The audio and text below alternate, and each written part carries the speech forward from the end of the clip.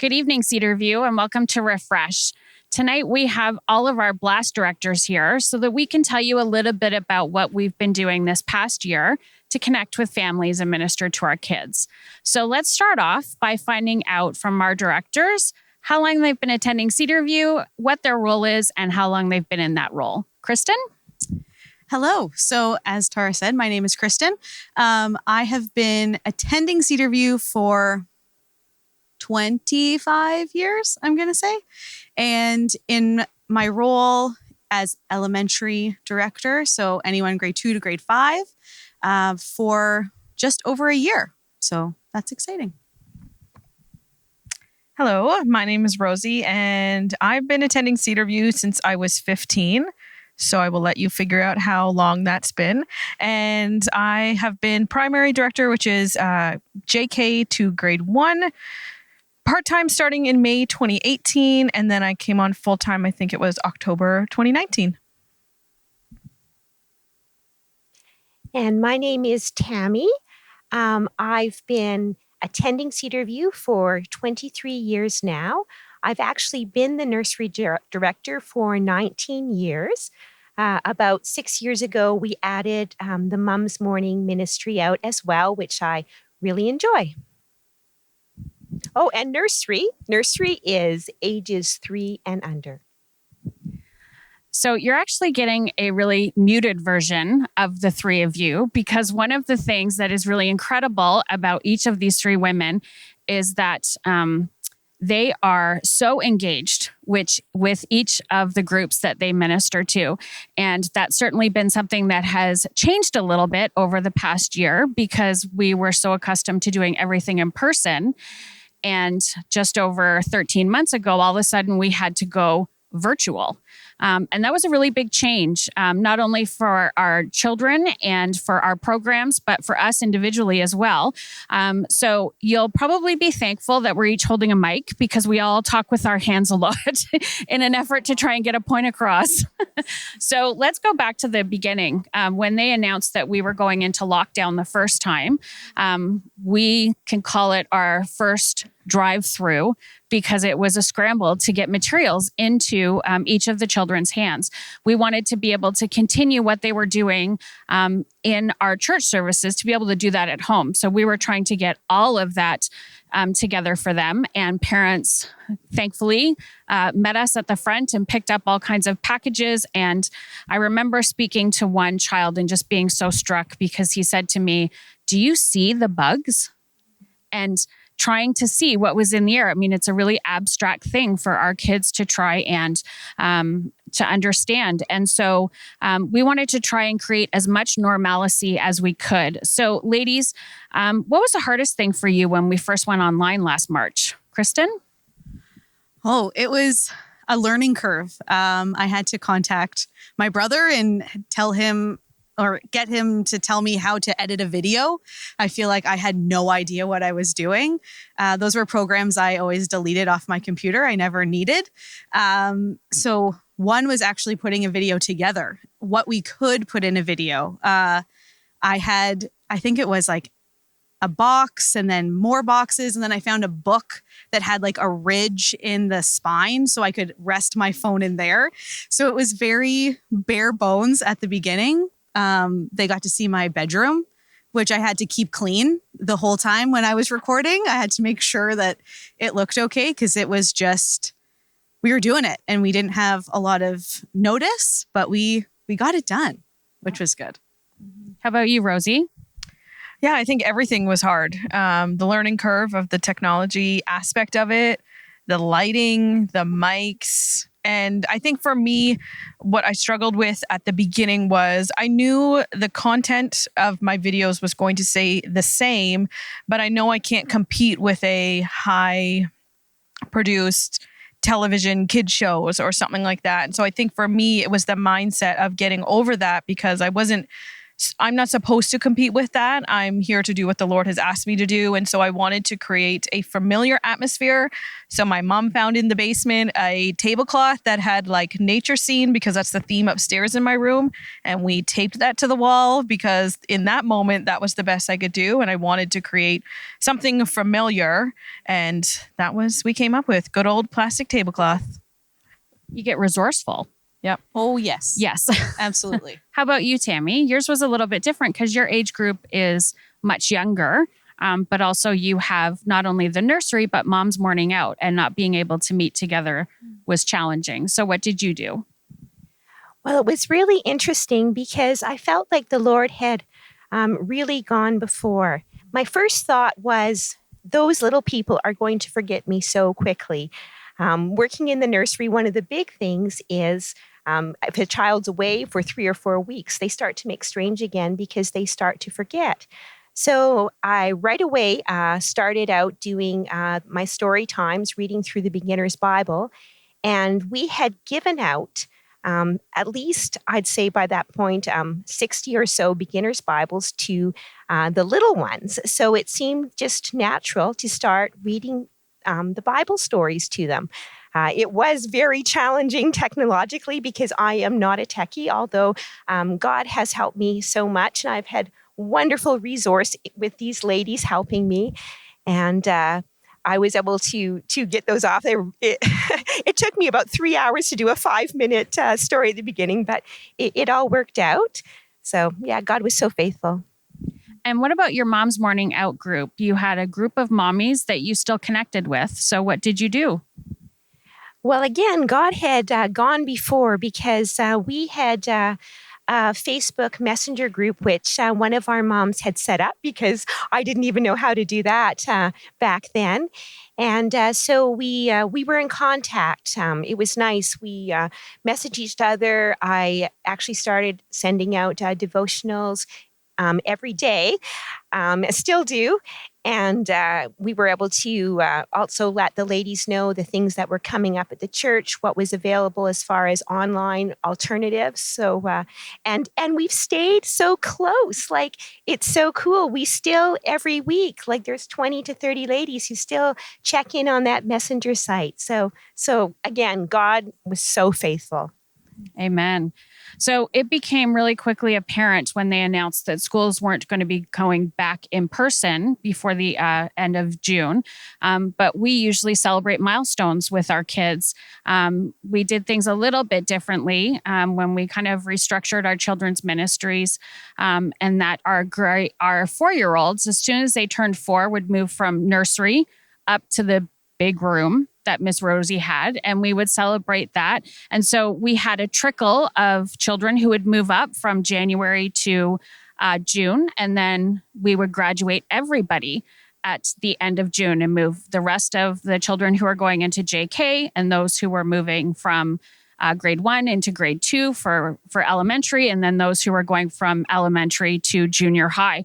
And so we wanted to recognize that milestone because even though COVID was going on, we didn't want to miss celebrating the milestones with those children. So we did another drive-through, and that was really a neat way to do things because the drive-throughs have proved to be really very a neat experience for all of us in many different ways. So can we just talk a little bit about what we did celebrating those milestones and moving those kids up? Yeah, I think one of the main thing was, well, I think Tammy alluded to it a little bit earlier, but we were each able to give like a card. And I know for elementary, like for the grade 5s moving up, it was more of like a little devotional book. For my kids, it was just a shorter little book and a card. It was just that personal touch to acknowledge that they maybe weren't going to be a part of our, a part of my room anymore, or welcoming them to be a part of that, just to be intentional with that contact. I think it was and just a really a great opportunity just to connect with people again. I think as much as it was celebrating the milestone, even though, it doesn't necessarily look like a big milestone, I think it's for us, it was that connection point of meeting the new kids who were joining our areas, saying goodbye to those who were moving on, and just being intentional with that connection point. It was important for us to celebrate that. And the drive-thrus have been a favorite, I think, of all of ours for a variety of different reasons. They actually surprised me a little bit at how much we enjoyed them and how much we were able to connect with everybody, because initially we thought, okay, this is a way for us to get material into their hands. But then there was that connection point too. And that became really, really important. So let's talk about the different drive-thrus that we've had and how they've kind of evolved as time has gone on over the last year. Kristen? Yeah, I feel like it started out with a craft pack and we gave crafts to them, and that was amazing. My favorite drive-through was the Christmas one, and we did a big push for it, and we did a little promo video, and we encouraged everyone to either decorate their cars or decorate themselves. And we had families just take that and run, which was incredible. We had a nativity scene in the back of a van where one of the oldest kids was baby Jesus fitting into a laundry basket, and he's 8 or 9. We had people come through that had a sled on their roof. We had cars just fully decked out in all Christmas decorations. People were their cars were wrapped. They were wrapped as presents themselves. Live music. We had live music, which was incredible. I think it was amazing to see how the people, how our congregation and our families just took that and ran with it. And it was the best. I think actually, regardless of where we are with COVID, come December, I think we need to do it again. Oh, absolutely. Because it was actually really neat to see how families really got together. Mm-hmm. I mean, the back parking lot ended up to be a staging area. There were families that were back there decorating their cars for 45 minutes before they came around the corner. It was so good. It was really quite incredible. Yeah. Rosie, could you talk a little bit about how we've had some outside help with our drive-thrus and the impact that that's had? Mm-hmm. Before I go into that, I just wanted to mention, I think one of the really cool things about the drive-thrus is the parent interaction we have. For myself, being in my room upstairs, I get to interact with the kids. And that's, sometimes I do in the blast zone when they're getting picked up or something like that. I interact with the parent, but for the most part, I'm with the kids and with leaders. And so with the shutdown, my connection point dramatically changed. And so I think what was really important was the drive-thrus and connecting with parents that I wouldn't necessarily normally get to, and realizing how important that connection and that community is, because I realized that no junior kindergarten is really checking Instagram to see what is being offered or what is the question of the day or something like that. So it was the opportunity to be intentional about connecting with the parent so that they might then connect with their child about what is being taught on Sunday or what parade is going on or drive-through or something like that. So that's what I've appreciated about the drive-thrus. And yeah, really interesting with the York Regional Police. It goes back to December when we were doing Christmas baskets, a great outreach that was happening there that our church does every year, which was so well received and just a great turnout. We were able to help a lot of different families just in need. And at the very beginning, it had just been, I think that lockdown was happening. And so we were unsure of what to expect and what was allowed. And as soon as we had started the drive-through to hand out the Christmas baskets, a police officer arrived. And I will admit, my first reaction was, where's my letter to say that I can be here? Because I just want to, make sure that we are doing everything correctly. And so I barely even let him say hello. And I was saying, we are allowed because this is a social service and we are able to do it. And he said, that's okay. He said, I'm just here because I wondered what you're doing and I'm wondering if I could help. And so he stayed along with another officer for the 2 hours, helping us kind of direct cars. And then it's just kind of grown a relationship from there, which is pretty cool. I mean, when we think of Christmas baskets, it's an outreach program. We're doing something for people in our community. And I feel like it was the reminder that the Lord will bring us people as well. That one officer, he was a Christian as well, but the other officers that now have come to the Valentine's Day drive-through, just recently our camp kit pickup, not all of them we're not sure, but we don't believe all of them are. And even the sergeant came this past drive-through. So I think it's just really opening a door in a really neat and unexpected way that we're just thankful for. And they seem to have a great time. I ask a ton of questions. And yeah, it's just been a really cool new relationship, I think, that we have. It has. It's been really amazing to see because they seem so eager to help. I had to laugh at the last blast camp. The first few cars that showed up to pick up their camp kits, they were like, "Are we under surveillance?" And no, they were picking up camp kits and putting them in the backs of people's vehicles, and it's neat for the kids to see the police officers and the lights and all of the gear that they can sometimes bring too.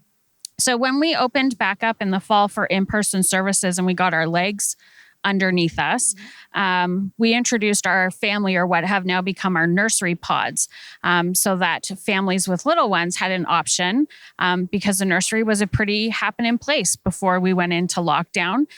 So Tammy, do you want to talk a little bit about our nursery pods? Absolutely. It's funny because I always thought the nursery would be the absolute last place that would ever open. And we got together in the nursery one day and we kind of brainstormed about what it was going to look like opening up. And we decided that we would put some enclosures in. There was that big challenge as to how do we keep these little people, the full 6 feet or more apart, and especially little ones too, when they play, they're so oral, the toys go into their mouths. So we had to make sure there would be absolutely no cross-contamination. So we ordered some enclosures and got them installed in all 3 of the nursery rooms. We carefully made sure that the outside of the enclosures are at least 6 feet apart. We've put in chairs for the parents and some well-selected toys that are easy to sanitize completely that the children can play with. And of course, each room has a television set. So when they come on Sunday morning, the parents can sit and watch the service while the children play. So it really was the ideal setting, and I've really enjoyed it. And it's been fun to see the families come too, because of course the mums especially are really missing each other's company. So we watch, but we also have quite a bit of fellowship time going on there, and the little people are always very busy. So it's just been such an incredible blessing. And again, God is so amazing because I never could have imagined that coming to fruition. Well, I think one of the important things with this year is the word has been pivot. We've needed to pivot a lot because things kept changing. And that's really difficult on children. They thrive with routine and with familiarity of what to expect. And, we even find that a lot when the kids would move from nursery into primary. It was a brand new world for them to go upstairs and to encounter something with a little bit more structure than downstairs. Although, Tammy, you were great about preparing kids for a little bit more structured time with your Christian education class, so they were ready for Miss Rosie's class.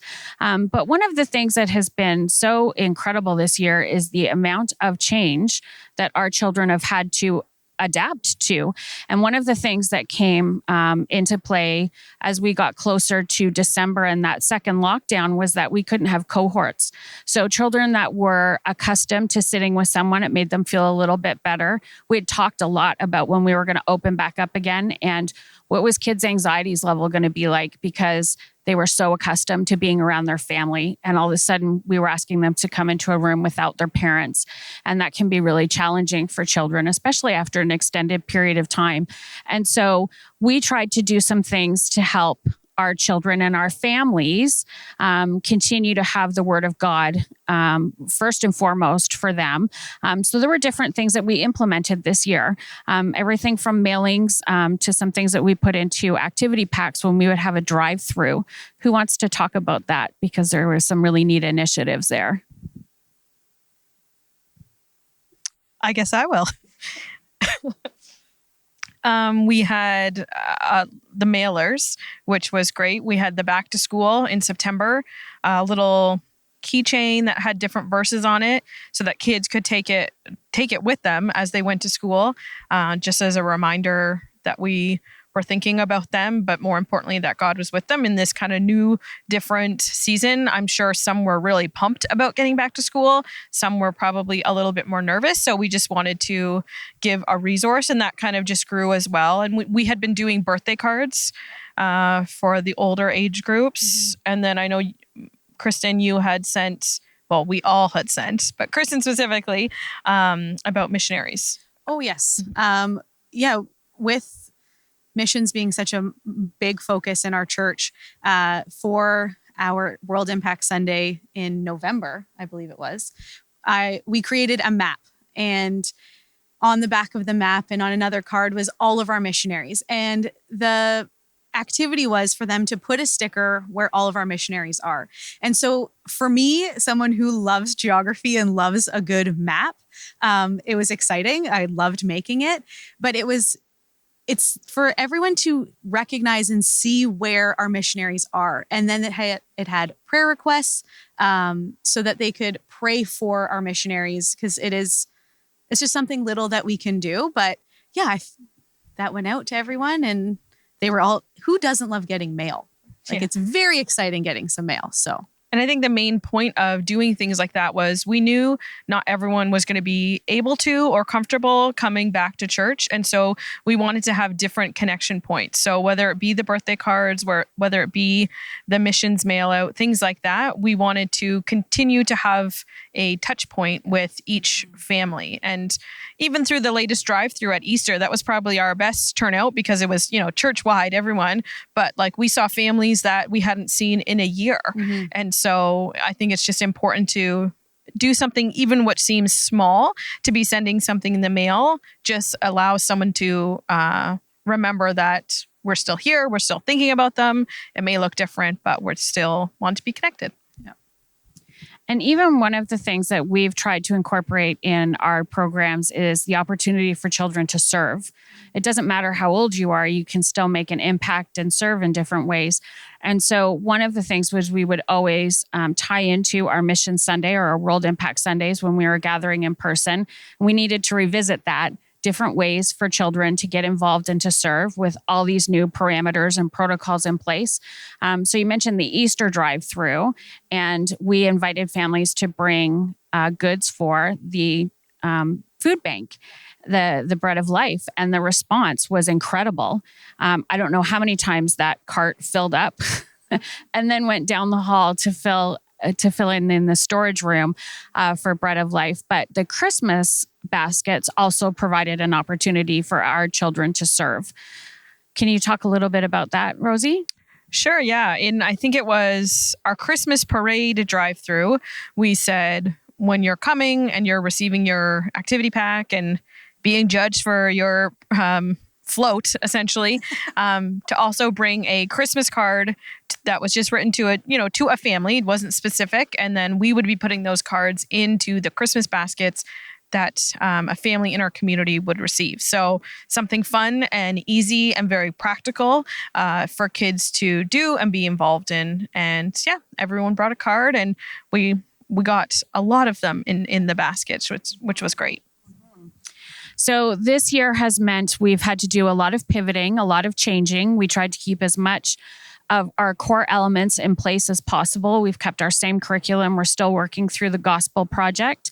We're still giving children the opportunity to do activities alongside. And one thing that we found out pretty quickly, or figured out pretty quickly last spring, was that camp wasn't going to be able to happen the way that it normally has, where this entire building is filled with children who are just so excited to have camp for the day or for the morning. So we had to pivot again and figure out what we were going to do.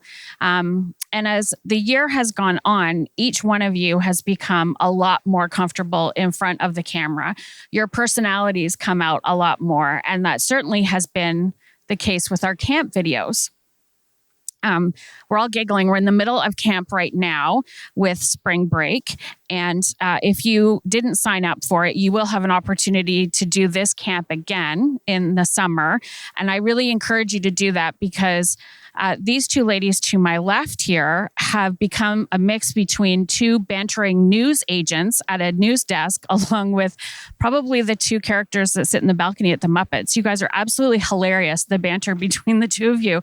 But camp this spring has also been a little bit different in that Tammy, your age group, has been able to participate in this one. So camp has looked a whole lot different, but what is so incredible about that is that we've been actually able to expand the age group that we minister to. So camp looks a little bit different. Does anybody want to comment on camp and what that was like? I feel, Tammy? Well, I thought it was really neat to be able to include my age group. Of course, 2 and 3-year-olds are not up for a full morning of program, which would happen when we actually met here in the building. But now we can put some simple videos together, have a little craft for them, and just the opportunity to include them and minister to them. And so that's been a real privilege and a lot of fun too. Yeah, I feel like for like our summer camp that we did like different Bible stories and just got involved in different ways of getting the message of Jesus out. And especially this last one, I feel like Rosie and I had a very fun time making the videos. And yeah, it's something different. It's something new songs. Everything's a little bit different, but the message of Jesus never changes. And like, if we can just get that into a home, maybe they're the only Christians in their house, and maybe they are the only Christian in their friend group. And if they know who they are in Jesus, if we can just get that into their homes in any way, shape, or form, whatever that looks like I feel like we have done a good job in that, and that they know that Jesus loves them, and we are going to drive that message home forever. But yeah, it's been fun. Camp's fun. I mean, one of the things that we really want to instill in our children is that they are valuable and loved, and not just that they know about Jesus in the head sense, but in the heart sense, that they have a relationship with them. And we were a little bit nervous because absolutely every interaction was online for the most part, except for when we're able to meet in person, but that's a much smaller group than usual. We weren't sure how our grade 4 or 5 Bible studies were going to be received and whether or not people were going to want to sign up for anything anymore. I mean, everybody kind of feels like they're zoomed out. But the response was really surprising from 2 different aspects from where I sit. One is that we had a lot of kids signing up, wanting to participate in the Bible studies that we've done, but also, and this same thread with camp, that there are a lot of new children that are participating, and that is exciting too. Do you ladies want to talk about that? Because the 2 of you really led those grade 4 or 5 Bible studies. Yeah, I'll speak on the one that we just finished was The Quest by Beth Moore, and I was excited for it. It was the first one that I was kind of leading, as I am relatively new. So I was nervous that people wouldn't know who I am. If they've watched my Sunday videos, they get a little glimpse, but they don't really know anything about me. So when the registration started coming in, I was like, this is so exciting. And we had the first 7 people that registered were all boys. And I was like, okay, well, we have all boys. We're going to have some very interesting conversation. And then the girls came in. So we had 14 register for this last Bible study. And we had one child that registered that had never been to church before. And he's a friend of another boy that was there. And I was like, this is incredible. Like, for him to be here and not know us or not know really anything about our church, and they're attending this Bible study. And it was amazing. We got to meet many pets. I got to meet a turtle named Squirtle. We got to see some new fish that was received as a birthday present. But we had really good conversations on discovering who God is, and that the walk with Jesus is a lifelong quest, and what we can do to help us with that. And it was a really, really good study that I really enjoyed. And we started doing sword drills. So finding Bible verses as fast as you can. And that became the hit of the evening. I feel like they were all waiting for it. And it's something that I loved when I was in children's church. So I'm glad it's now to the next generation.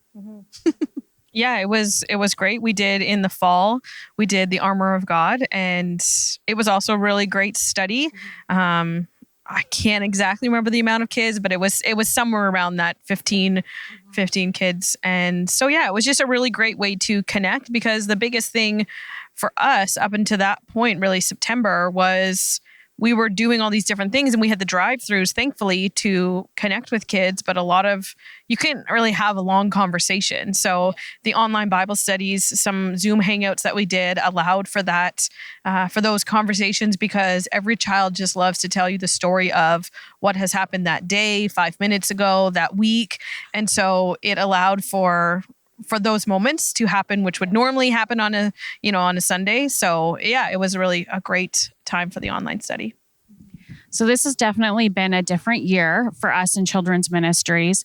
And I would say probably one thing is that in talking to families and talking to children, the things that they are facing now, their anxiety level, the stress levels, learning at home, going back to school, back and forth. And we've just heard again that they're not going back after the spring break.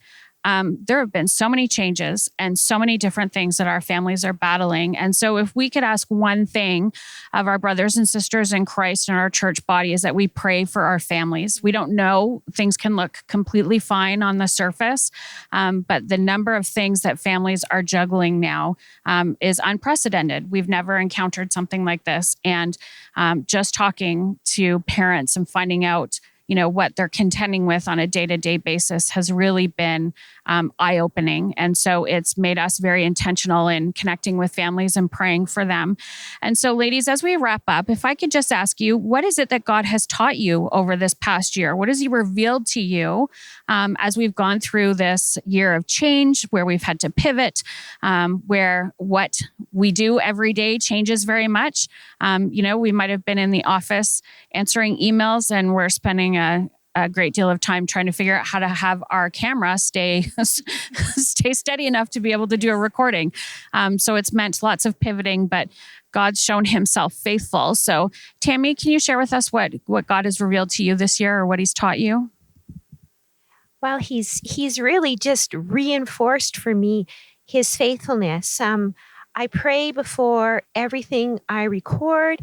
And it's just been key. He has to be the one who is leading, the one who is in control, and He's really shown us the way forward. And just the importance of the body, even though we can't physically get together the same or in a very limited way, just how we have to continue to reach out to each other, to pray for each other, to love each other. We really need each other more in some ways than we ever have, because we are not able to gather the same. Rosie, what about you? I think for me, one of the things would be, it was a real challenge to record online, just like personally, because you never know what that's going to look like. I'm not teaching to a child and seeing they're enjoying the class or they're totally bored or whatever it may be. So I know for myself, that was something I had to get over and just really allow the Holy Spirit just to kind of work through me. So I think it was just the reminder of showing up and doing my best, putting in the preparation, but realizing that like it is just the Lord working through me, and He's going to do what He's going to do. And I'm just simply a vessel to show up and record and be the voice, but it's the Lord doing the work. And so that gets hard when you don't see faces or you don't hear anything back. But I think just the reminder, that it's the Lord doing it. And kind of what we talked about earlier about the YRP. I mean, I feel like that can only be a God thing because it was so random and so unexpected. And the fact that they email me now asking when another drive-through is happening and how well received that is, and for the sergeant to come last time just to meet us. And so I think just the reminder that, again, we just have to show up and do our part, do the best we can, and just remember that the Lord is doing the work. Kristen? Oh, that's a big question. For me, it's being faithful with what's in my hand. And whatever that situation might look like, whether it be teaching online, whether that be in a combined service in the South Sanctuary, whether that be the Bible study, it's being faithful with what we have. And we know this season is very different, and we know that we have had to adjust and pivot and change on the fly.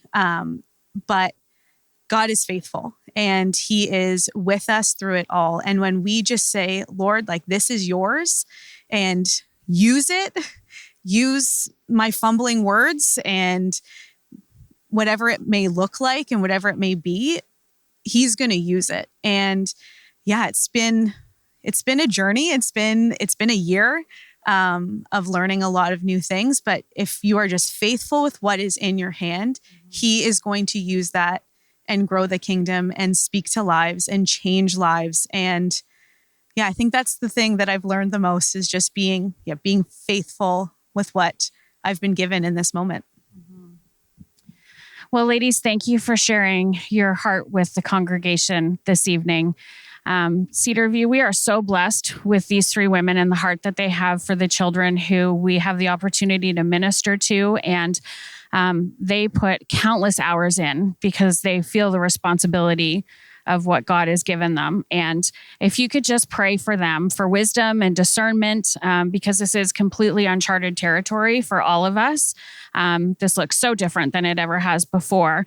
But we have precious, precious gifts that God has given us to minister to the children in our care. And so if you could just pray for our families and the children, and for us as we just surrender and say, God, use me to bless and to minister and to help point children to Jesus. So ladies, thank you.